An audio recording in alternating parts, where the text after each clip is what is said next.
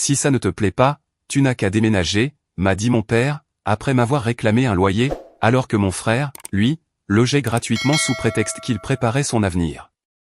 Alors, je suis parti du jour au lendemain, en lui lançant « Attends-toi à un avenir où tu seras sans abri ». J'ai 25 ans, je suis un homme, et je travaille comme mécanicien diesel dans l'un des plus grands ateliers de notre ville. Je fais ce métier depuis mes 18 ans. J'ai commencé comme apprenti, puis j'ai gravi les échelons. Sans vouloir me vanter, je suis plutôt sacrément doué dans ce que je fais. C'est simple, je suis le gars qu'on appelle quand les autres mécaniciens n'arrivent pas à résoudre un problème. Ces gros moteurs cumains, je peux les démonter, et les remonter les yeux fermés à ce stade. Mais voyez-vous, ce n'est pas du tout la vie que mes parents voulaient pour moi. Ma mère, 52 ans, et mon père, 54 ans, avaient tout un plan en tête, je devais aller à l'université, décrocher un travail de bureau bien confortable, et devenir leur parfaite histoire de réussite. Quand je leur ai annoncé que j'allais dans une école de métier plutôt qu'à l'université, on aurait dit que je leur apprenais que je devenais fouilleur de poubelles professionnel. La déception était palpable. Et puis, il y a mon jeune frère, Jake, 20 ans. Ce gamin, franchement, par où commencer? Imaginez le stéréotype même du jeune de la génération Z, arrogant et capricieux, puis multipliez cela par 10. C'est tout à fait Jake. Pendant que je me tue à la tâche sous une chaleur accablante de 35 degrés, à ramper sous des camions, pour rentrer chez moi comme si je m'étais baigné dans de l'huile de moteur, ce type vit sa meilleure vie, joue aux jeux vidéo, et se cherche. Les choses sérieuses ont commencé quand j'ai eu 21 ans. Je gagnais déjà bien ma vie, pas de quoi rivaliser avec Jeff Bezos, bien sûr, mais assez pour avoir mon propre appartement si je le voulais. Mais mes parents m'ont sorti le grand discours sur la famille qui doit rester unie. Naïf comme je l'étais, j'y ai cru. C'est là qu'ils ont lâché la bombe, je devais commencer à payer un loyer. 800 € par mois, pour être exact. Attention, je ne suis pas contre le principe de payer un loyer. C'est juste, non. Je suis un adulte, je gagne de l'argent, il est tout à fait normal de contribuer aux dépenses du foyer. Mais c'est là que ça devient absurde. Jake, lui, ne paie rien. Zéro. Que dalle. Nada. Leur excuse? Il fait encore ses études. Oui, enfin, études, signifie ici suivre 2 cours dans un collège communautaire, cours payés par mes parents, et qu'il va probablement rater de toute façon, puisqu'il passe plus de temps sur sa PS5 en classe. Laissez-moi vous décrire une journée typique chez nous, car ce contexte est important pour la suite. Je me lève à 5h30, je suis à l'atelier dès 7h, et je me donne à fond toute la journée, en gérant des délais impossibles, des clients en colère, et des moteurs qui pèsent plus lourd que la voiture de mon frère. Pendant ce temps, Jake sort du lit quand il en a envie, va peut-être à son unique cours de la journée s'il se sent d'humeur ambitieuse, puis pose ses fesses sur le canapé pour son marathon quotidien de jeux vidéo. Ma mère lui prépare son petit déjeuner, son dîner, fait sa lessive, et nettoie sa chambre. Ce gamin vit littéralement comme s'il avait un service de majordome privé. Et moi? J'ai de la chance s'il reste un peu de nourriture quand je rentre. La moitié du temps, je m'arrête dans un fast-food sur le chemin du retour, car ma mère, ne sachant pas à quelle heure je rentrerai, n'avait pas prévu de part supplémentaire. Ce 2 poids, 2 mesures était tellement flagrant que c'en était presque drôle. Si Jake laissait de la vaisselle dans l'évier, aucun problème. Si j'oubliais une simple tasse à café, on m'accusait de manquer de respect à toute la maison. Jake voulait du nouveau matériel de jeu. C'était commandé avant même qu'il ait fini de demander. J'avais besoin de nouveaux outils pour le travail? Vous savez, mon vrai gagne-pain. Tu gagnes bien ta vie, tu devrais payer ça toi-même. Mais voici le vrai problème, et je ne l'ai découvert que bien plus tard, ils utilisaient l'argent de mon loyer pour payer leur prêt hypothécaire. Et pas seulement pour y contribuer, non, ils utilisaient directement mes 800 € pour régler l'intégralité de la mensualité. Donc, en gros, je payais pour le toit au-dessus de nos têtes, tout en étant traité comme un invité indésirable. J'ai essayé d'en parler avec eux à plusieurs reprises, mais chaque conversation prenait exactement la même tournure. Moi, vous ne trouvez pas ça injuste que je paie un loyer alors que Jake vit ici gratuitement? Ma mère, il se concentre sur ses études. Moi, il réussit à peine à valider ses cours. Mon père, ne sois pas jaloux de ton frère. Moi, à son âge, je travaillais déjà à plein temps. Ma mère, le parcours de chacun est différent. Mon père, si ça ne te plaît pas, tu peux toujours déménager. Et nous tournions en rond, indéfiniment. C'était comme parler à un mur, sauf que ce mur passait son temps à me manipuler psychologiquement. Le plus fou, c'est que j'ai supporté cela pendant des années. Je me répétais sans cesse que c'était temporaire, qu'il finirait par ouvrir les yeux sur cette injustice, et que Jake finirait bien par mûrir et par participer. Au lieu de cela, la situation a empiré, et pas qu'un peu. Pour couronner le tout, mes parents avaient une façon très particulière de définir ce qu'était un loyer. Selon eux, ces 800 € ne couvraient que ma chambre, et les services publics de base. Tout le reste était en supplément. Tu veux utiliser la machine à laver? Ce sera 30 € de plus par mois pour l'eau et l'électricité. Tu veux te garer dans l'allée plutôt que dans la rue? 50 € de frais de stationnement mensuels. Tu as besoin de stocker tes outils de travail dans le garage? Ajoute 40 € de frais de stockage. J'aimerais tellement inventer tout ça. Pendant ce temps, Jake vivait comme dans un complexe 5 étoiles. Ce gamin occupait la chambre principale. Oui, vous avez bien lu. Ils lui ont donné la plus grande pièce dès ses 18 ans, sous prétexte qu'il avait besoin d'espace pour son installation de jeux vidéo. Il avait sa propre salle de bain, tandis que je devais partager la mienne avec mes parents, comme si j'étais encore au lycée. Et ce n'est pas tout, il avait une pièce entière dédiée aux jeux, qui était auparavant le bureau de mon père. Ils ont littéralement déménagé toutes les affaires de mon père dans la salle à manger, pour que Jake puisse avoir un vrai studio de streaming. Un jour, alors que je faisais la vidange de mon camion dans l'allée parce que, franchement, où d'autre aurais-je pu faire cet entretien de base? Jake est sorti pour se plaindre que le bruit gâchait sa diffusion en direct. Mon père a carrément eu le culot de me dire que je devais faire l'entretien de mon véhicule à l'atelier, pendant mon jour de congé, en utilisant du matériel professionnel que je n'avais pas le droit d'utiliser pour mes besoins personnels. Tout cela parce que je dérangeais la précieuse chaîne Twitch de Jake, qui comptait à peine 12 abonnés. Mais le véritable comble, la cerise absolue sur le gâteau de ce désastre, c'est qu'ils ont commencé à facturer ma consommation de nourriture au détail. Sans rire, ma mère faisait les courses, et soudain, une liste apparaissait sur le frigo, détaillant ma part calculée jusqu'à la moindre tranche de pain. Une brique de lait? 4,50 € sur ma note. 3 œufs pour le petit déjeuner? 1,50 €. Tu veux un peu du dîner préparé par maman? Tu as intérêt à payer ta part des ingrédients. Jake, en revanche, mangeait comme un roi. Ma mère faisait des trajets express chez Whole Foods pour s'adapter à ses préférences alimentaires. Traduction, il avait regardé un YouTuber parler de nourriture biologique, et avait décidé qu'il était désormais un gourou de la santé. Il avait son propre placard à collation, avec une étiquette disant littéralement « à Jake ». Ne pas toucher. Pendant ce temps, je m'achetais un paquet de barres protéinées, pour en retrouver la moitié disparue le lendemain. Quand j'en ai parlé, ma mère m'a dit « Tu devrais mieux cacher ta nourriture si tu ne veux pas la partager en famille. » Partager en famille. L'ironie était si lourde qu'on aurait pu la couper au couteau.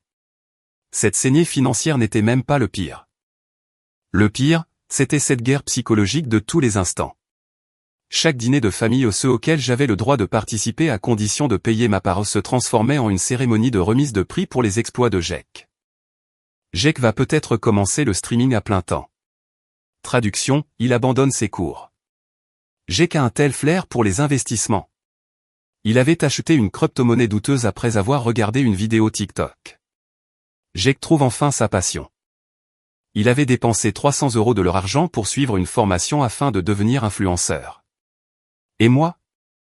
Je pouvais littéralement reconstruire entièrement un moteur de semi-remorque, faire économiser des milliers d'euros de réparation à une entreprise de transport, et recevoir les félicitations officielles de mon patron.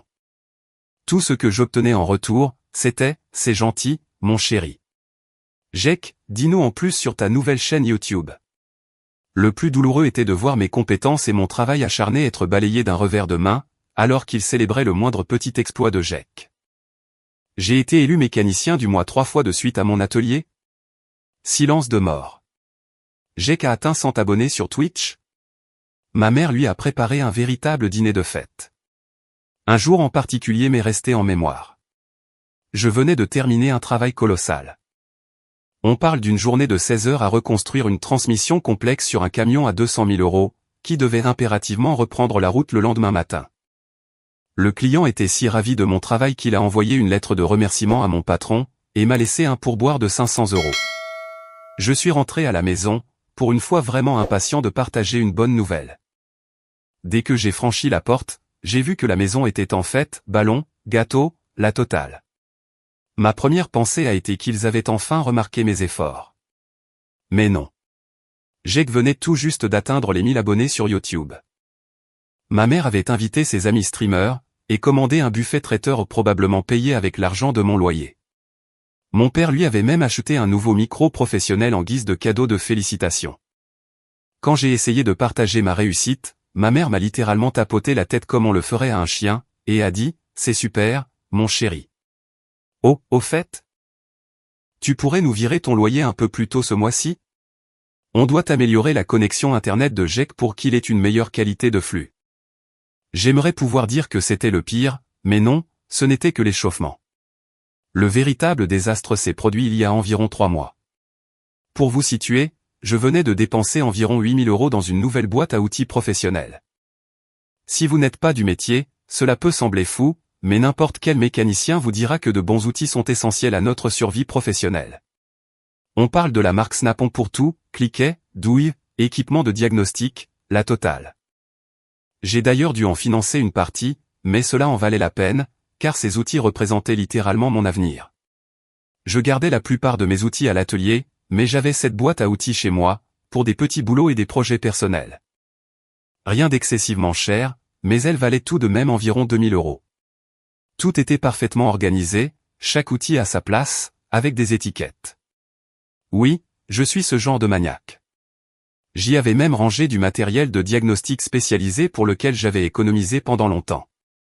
Ce jour-là, j'avais enchaîné un double service parce qu'une flotte entière de camions devait être prête pour le lendemain matin. On parle de 16 heures de travail non-stop.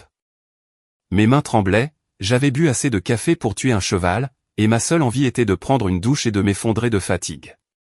Je gare ma voiture devant la maison vers 23 heures, et je remarque que la lumière du garage est allumée. C'était étrange, puisque les voitures de mes parents n'étaient pas là, mais tant pis, j'étais bien trop fatigué pour m'en soucier. Je ne pensais qu'à mon lit. Mais en entrant dans le garage, mon cœur s'est arrêté net. Ma boîte à outils était renversée sur le côté, des outils éparpillés partout. Et là, au milieu du chaos, se trouvaient Jake et ses fichus amis, visiblement ivres, utilisant mon scanner de diagnostic professionnel comme cale-porte pour leur table de beer pong. Vous connaissez ce moment au cinéma, où tout devient silencieux et où la caméra zoome sur le visage du personnage principal? C'était exactement moi. Au début, je n'arrivais pas à réaliser ce que je voyais. Ces idiots alcoolisés avaient transformé mon garage en boîte de nuit privée, et mes outils, mon gagne-pain, leur servaient d'accessoires de fête. Oh, Mike, a bafouillé Jake, comme si de rien n'était. On avait besoin de place pour la table. J'espère que ça ne t'embête pas, frérot. Si ça m'embêtait? Si ça m'embêtait? Mon scanner de diagnostic à 1 200 € servait à bloquer la porte de garage. Mes jeux de douille étaient éparpillés sur le sol comme des confettis. Et ma boîte à outils, si méticuleusement rangée, donnait l'impression d'avoir été ravagée par une tornade. J'ai vu rouge. Pas de la colère explosive où l'on distribue des coups de poing, même si, croyez-moi, l'envie ne manquait pas. Non, une colère froide, d'un calme mortel, celle où la voix devient très basse. Qu'est-ce que tu as fabriqué, Jake? Ce véritable gaspillage d'ADN s'est contenté de hausser les épaules, détends-toi, mec. Ce ne sont que des outils. On les rangera plus tard. Que des outils. Je m'approche de mon scanner et, sans surprise, l'écran est fissuré. Voilà 1 000 € partis en fumée, au minimum. Je commence à inspecter mes autres outils, des douilles manquent à l'appel, des cliquets et des instruments de précision sont endommagés, d'autres ont tout simplement disparu. Et pendant ce temps, ces idiots ivres continuent à jouer au beer pong autour de moi comme si tout allait bien. C'est alors que l'un des amis de Jake, un crétin en sweat à capuche suprême, trébuche, et renverse de la bière sur mon équipement de test électrique. Encore 500 € de perdu. J'attrape Jake par le col de son t-shirt. Ce n'est pas mon geste le plus glorieux, j'en conviens, mais tant pis. Tu as la moindre idée de combien coûte ce matériel? Il repousse ma main, devenant agressif à son tour, lâche-moi. Papa t'en achètera d'autres s'ils sont si précieux. Arrête de faire ton relou. Papa m'en achètera d'autres. Papa m'en achètera d'autres. Je commence à prendre des photos de tout, les dégâts, les canettes de bière, toute la scène.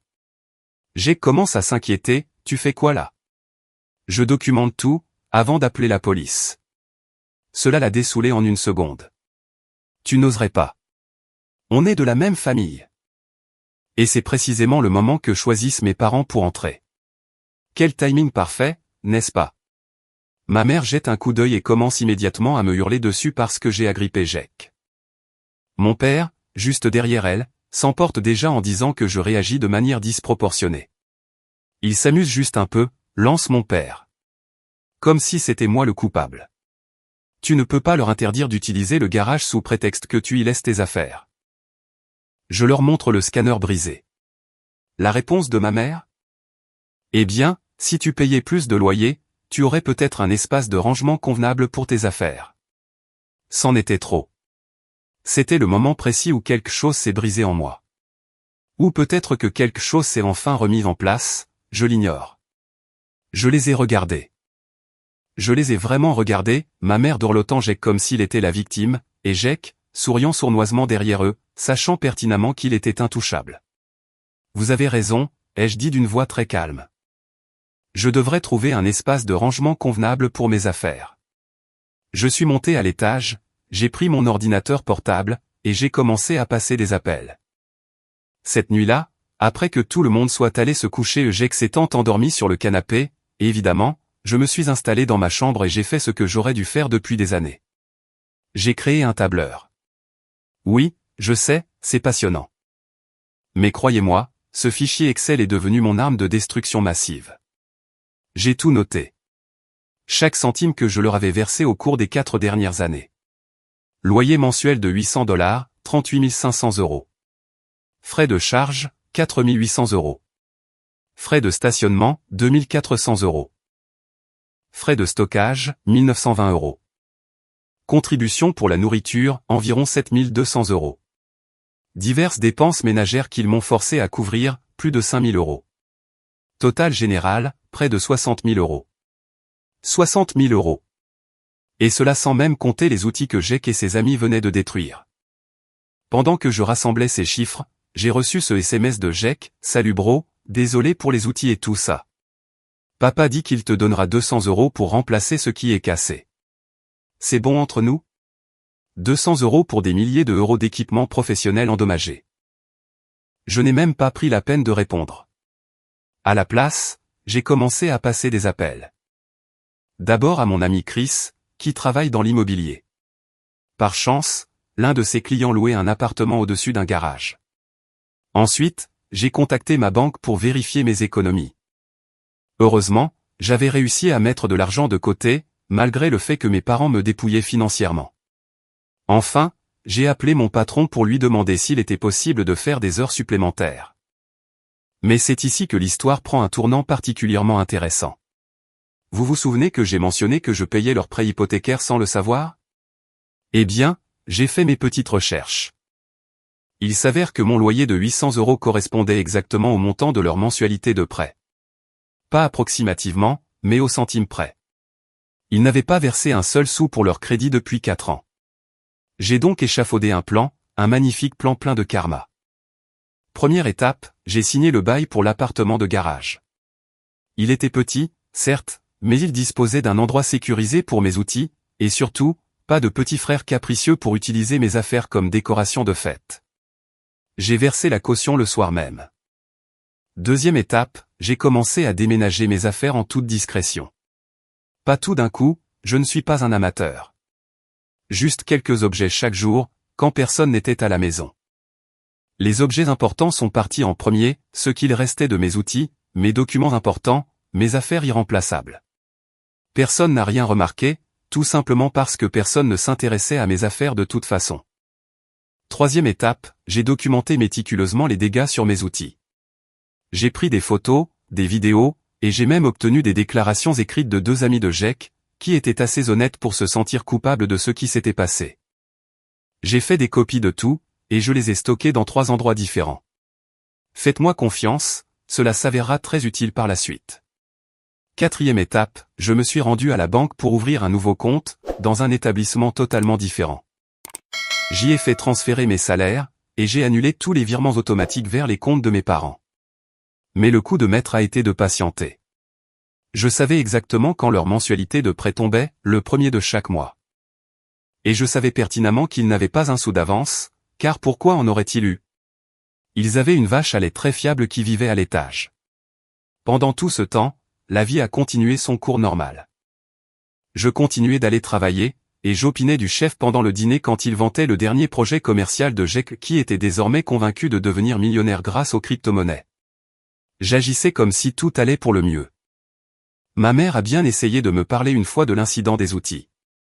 Elle est entrée dans ma chambre avec cet air faussement inquiet qu'elle avait perfectionné au fil des ans. « Mon chéri, je sais que tu es contrarié pour tes outils, mais Jack s'en veut vraiment.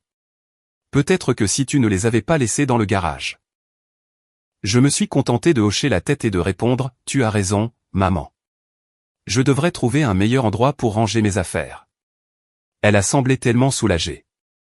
Elle s'imaginait probablement que je commençais enfin à comprendre leur point de vue. Elle était loin de se douter que j'en étais déjà à la 3e étape de mon plan d'évacuation. Le plus beau, c'est que Jack me facilitait la tâche pour justifier ce que je m'apprêtais à faire. Chaque jour apportait son lot d'absurdités.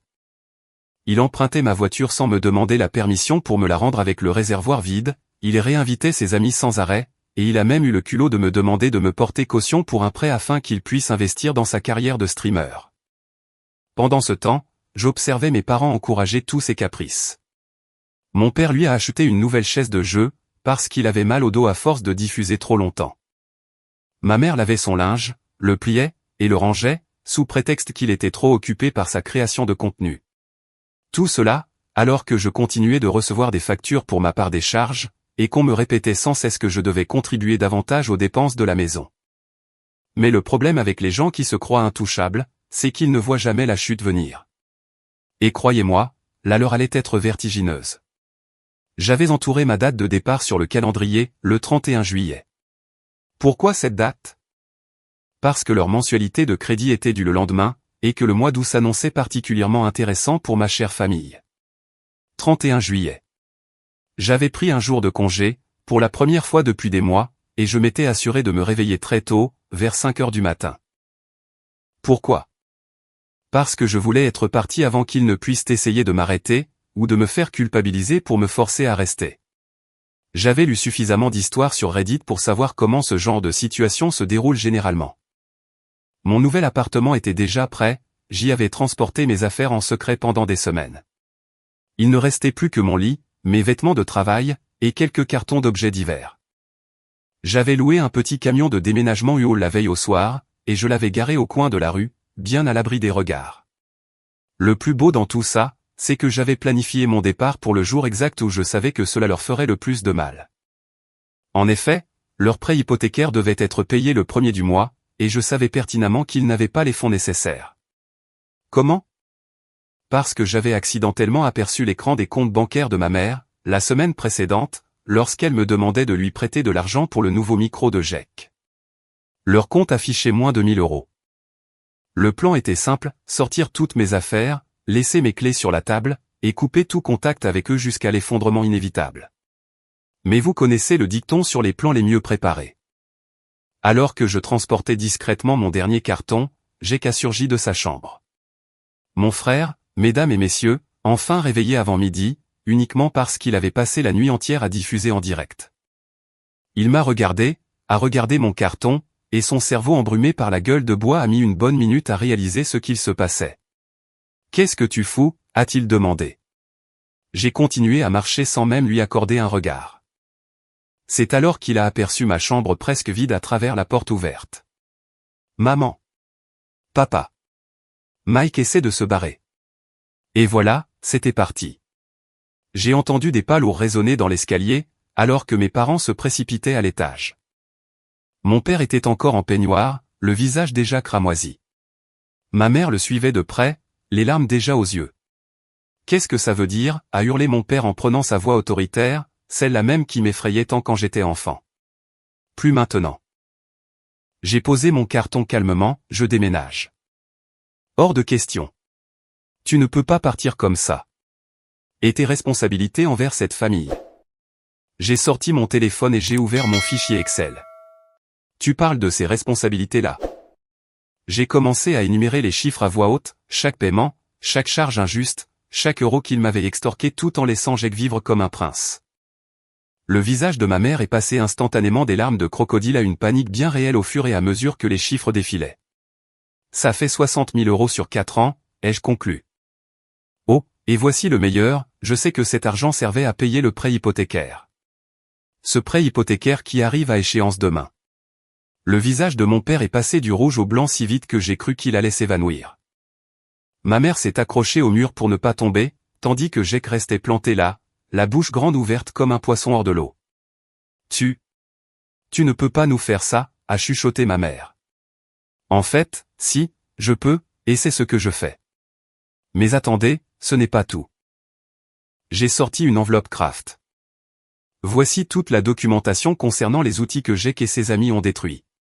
Il y en a pour environ 3 500 euros de matériel professionnel.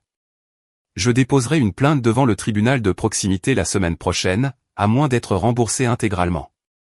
Jake a commencé à bafouiller, mais tu es mon frère. Tu ne peux pas me poursuivre en justice. Regarde-moi bien faire.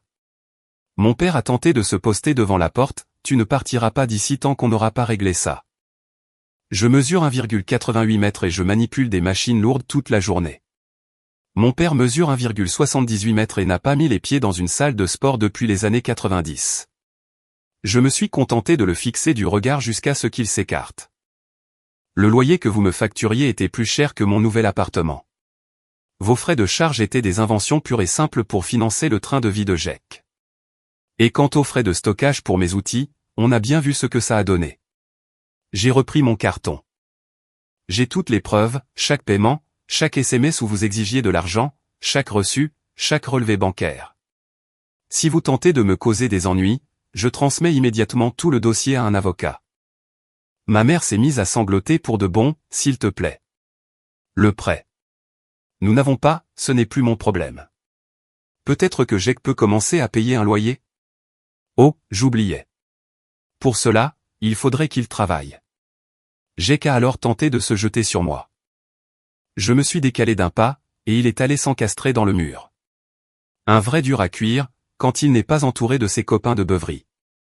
Au fait, ai-je ajouté en descendant les escaliers, j'ai déjà modifié mes coordonnées bancaires pour mon salaire au travail, et j'ai fermé notre compte joint. Bonne chance pour le prêt demain. J'ai entendu ma mère s'effondrer au sol en pleurant, mon père hurler des phrases incompréhensibles sur le devoir familial et les responsabilités, et j'ai continué à me menacer, mais à une distance de sécurité cette fois. J'ai chargé mon dernier carton dans le camion, je me suis installé au volant, et j'ai roulé vers mon nouveau chez moi. Silence radio de leur part pendant environ 6 heures. Puis, les messages ont commencé à pleuvoir. Et croyez-moi, ce fut un véritable déluge. Laissez-moi vous brosser le tableau de cette première journée, heure par heure. J'ai vu la teneur de leurs messages passer de la colère à la panique, puis à un désespoir le plus total. C'était comme observer les 5 étapes du deuil, sauf que personne n'était mort, seule leur stabilité financière venait de trépasser. La première vague est venue de mon père, pleine d'une colère moralisatrice, 8h15, reviens ici immédiatement. 8h20, tu fais une grave erreur. 8h45, aucun de mes fils ne se comporte ainsi. 9h, réponds au téléphone. Jake, faisant preuve de sa maturité habituelle, a pris le relais, 12h15, t'es mort quand je te retrouve. 12h20, j'espère que tu es fier d'avoir brisé la famille. Je n'ai répondu à aucun de ces messages, me contentant de prendre des captures d'écran de tout pour mes dossiers. Mais vers 15h, la réalité a fini par les rattraper. La mensualité du prêt arrivait le lendemain, et ils ont enfin consulté leur compte bancaire. Même Jake a commencé à comprendre la gravité de la situation, 19h, allez mec, fais pas ça. 19h30, je te rembourserai pour les outils. 20h, maman et papa sont en train de paniquer. 20h30, c'est plus drôle là. J'ai passé cette soirée-là dans mon nouvel appartement, à savourer le calme et la tranquillité, regardant leurs messages défiler tout en mangeant des plats à emporter sur mon canapé, un canapé que personne d'autre n'avait le droit d'utiliser. Le lendemain, le 1er août, les choses ont véritablement dégénéré. En fait, non seulement ils ont manqué le paiement du prêt, mais ce n'était que le début du cauchemar. Vous vous rappelez de tous ces abonnements et services qu'ils payaient grâce à l'argent de mon loyer? L'abonnement internet au débit de GEC pour ses streams, ses abonnements de jeux vidéo, l'inscription de ma mère à sa salle de sport chic, la cotisation de mon père au club de golf, sans oublier Netflix, Hulu, Disney+ et compagnie. Tous les paiements ont commencé à être rejetés. Leurs cartes bancaires ont été refusées partout. Le flux Twitch de GEC s'est coupé en pleine partie, faute d'avoir pu régler la facture internet. Vous auriez dû voir son chat exploser de commentaires, ses 15 spectateurs étaient totalement perdus. C'est alors que la véritable panique s'est installée. Ma mère m'a appelé en larmes, me disant que la société de crédit envoyait des mises en demeure. Mon père m'a laissé des messages vocaux, m'implorant de régler cela en famille. Quant aux messages de GEC, il devenait de plus en plus désespéré, à mesure que son précieux studio de streaming s'effondrait pièce par pièce. Mais le plus beau dans tout cela, c'est qu'ils ont commencé à se retourner les uns contre les autres. Par l'intermédiaire de mon cousin, le seul membre de la famille avec qui j'étais encore en contact, j'ai eu vent de disputes mémorables. Mon père accusait ma mère de ne pas avoir économisé, ma mère reprochait à mon père d'avoir trop gâté GEC, GEC les blâmait de ne pas avoir de plan de secours, et tout le monde m'accusait d'être égoïste. La cerise sur le gâteau? GEC a dû se trouver un vrai travail. Un véritable emploi au Walmart du coin. Le premier jour, il a dû aider à charger les courses dans les voitures des clients sous une chaleur de plomb. Il a publié un message sur Instagram pour se plaindre de la dureté du travail manuel. J'ai failli me faire un claquage en me retenant de commenter « Bienvenue dans le monde réel ». À la fin de la première semaine, ils avaient tout essayé. Mon père est venu à mon travail, et la sécurité l'a escorté vers la sortie. Ma mère a tenté de culpabiliser mon patron pour obtenir ma nouvelle adresse, mais il s'est contenté de rire et de refuser. Des amis de GEC m'ont envoyé des messages pour me proposer de rembourser les outils, trop peu, trop tard. Ils ont même envoyé notre ancien pasteur pour essayer de me faire entendre raison. Pourtant, le véritable retour de bâton ne faisait que commencer. Ce qu'ils ignoraient, c'est qu'un seul paiement de prêt manqué allait déclencher un effet domino qui bouleverserait leur vie à jamais. Leur petit monde s'y douillait, où GEC était le roi et moi le distributeur de billets, allait s'effondrer brutalement. En effet, mes parents vivaient largement au-dessus de leurs moyens depuis des années, utilisant l'argent de mon loyer pour maintenir leur train de vie, et financer les rêves de célébrités en ligne de GEC. Sans mes 800 € mensuels, tout leur budget est parti en fumée. D'abord, l'organisme de crédit a commencé à appeler, puis les banques émettrices de leurs cartes de crédit, et enfin les compagnies d'électricité et d'eau.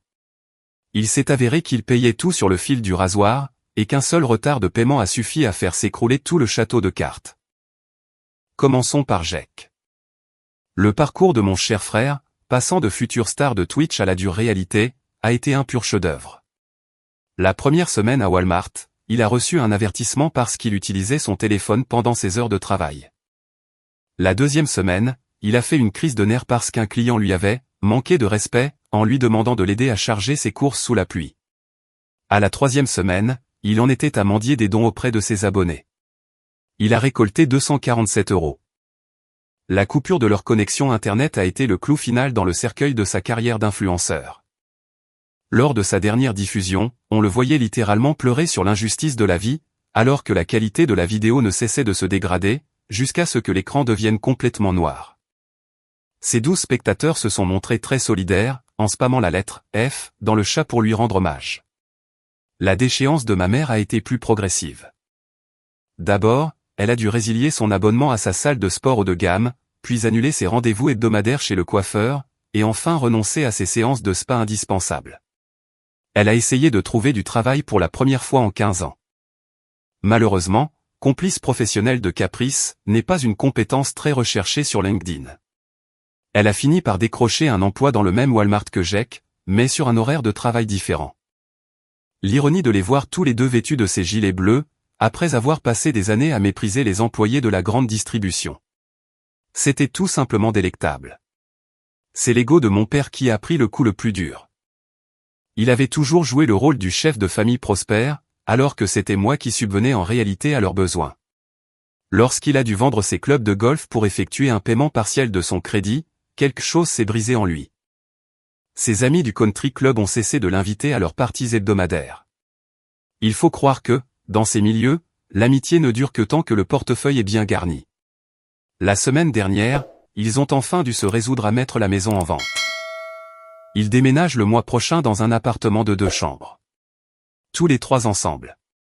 Jake est furieux parce qu'il va devoir partager sa chambre avec mon père.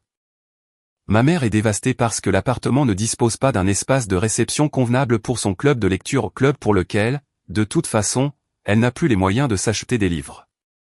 Quoi qu'il en soit, la véritable cerise sur le gâteau est que j'ai obtenu une promotion au travail, je suis désormais mécanicien en chef, avec une augmentation de salaire substantielle et un camion de fonction.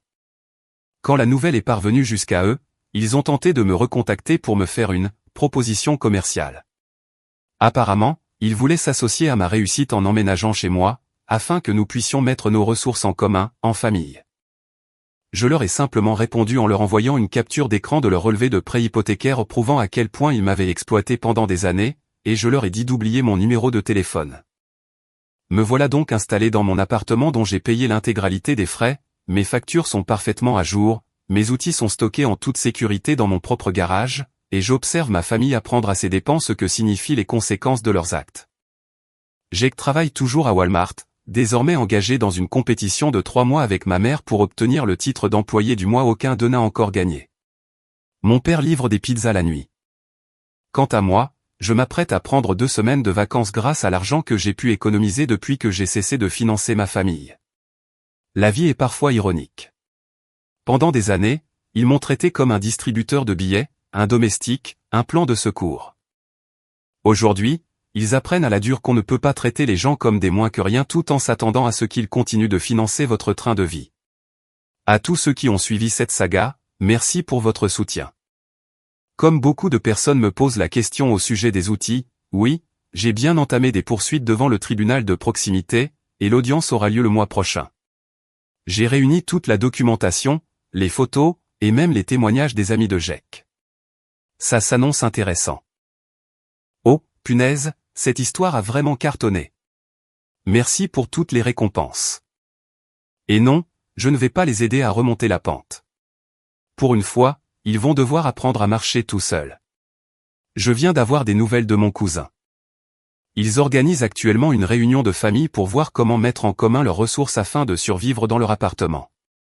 Apparemment, ils s'attendent à ce que Jake paie un tiers du loyer. Ce même Jake qui s'est fait porter pâle à Walmart 3 fois la semaine dernière, sous prétexte que le streaming est son véritable travail.